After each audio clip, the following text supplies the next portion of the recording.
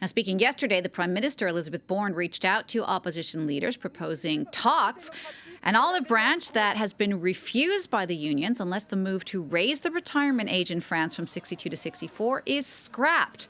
Well, also today in France, Emmanuel Macron will be talking to the Prime Minister, also meeting with members of his party one day before that major strike action tomorrow. Our French politics editor, Marc Perelman, joins me on the set now to talk a bit more about this meeting today. Marc, what can we expect exactly? Is this just about damage control, or do we think heads could roll possibly? It sounds more like damage control. This is choreographed, and we're seeing the Prime Minister, several ministers, several key leaders of Emmanuel Macron's majority come to speak with the president. The president wants to show that he is consulting, that he is not deaf to what is happening, because after he gave an interview last week, this was very, very badly received, not only by those on the streets, not only by the unions, but according to the polls, to a vast majority of the French people who said this president doesn't live on the same planet. And so clearly, he amended this at the end of last week when, at the end of a EU summit, he said, my door is open to the unions. Today he's consulting.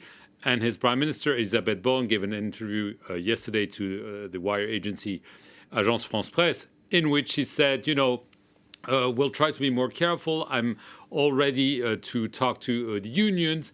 And I will make sure I limit the use of Article 49.3, which was used essentially to railroad this reform through Parliament without a vote.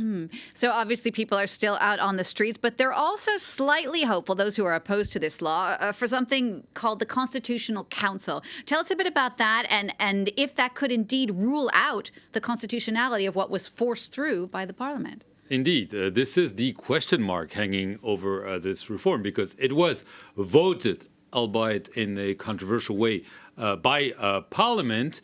And the only thing that separates this from really being implemented is a review by the Constitutional Council. This was asked both by the Prime Minister and also by the opposition.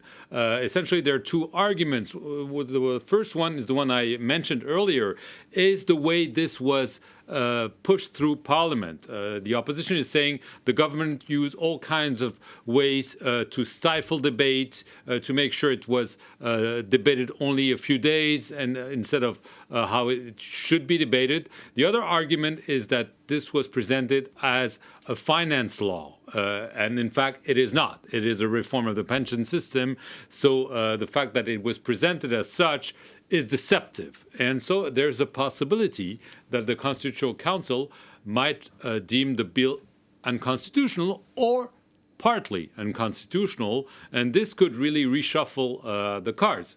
However, there is a high probability that most of the bill will be accepted by the Constitutional Court. First of all, because there have been similar bills in the past whereby the legal age of retirement was pushed from 60 to 62. This was in 2010.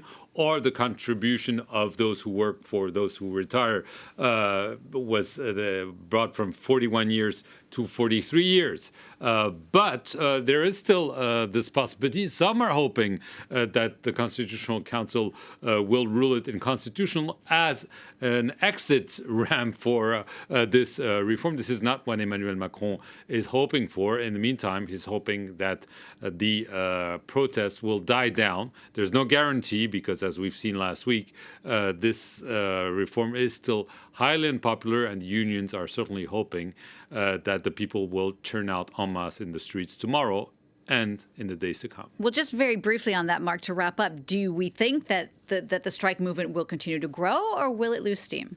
Well, obviously, this is a big question because there's also financial issues for those who go on strike. Because obviously, the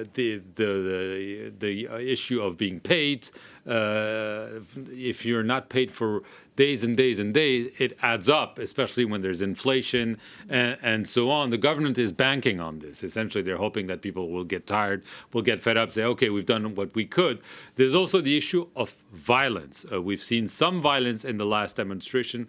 We've seen violence this weekend, extreme violence, I should say, about a project. This was more about the environment and so on. The government is maybe also banking on this, hoping that if there is violence, it might turn out some protesters and some French, and that this could hurt the movement. Some are saying the government is using this cynically. This is debatable, of course, but this is also something that should be factored in.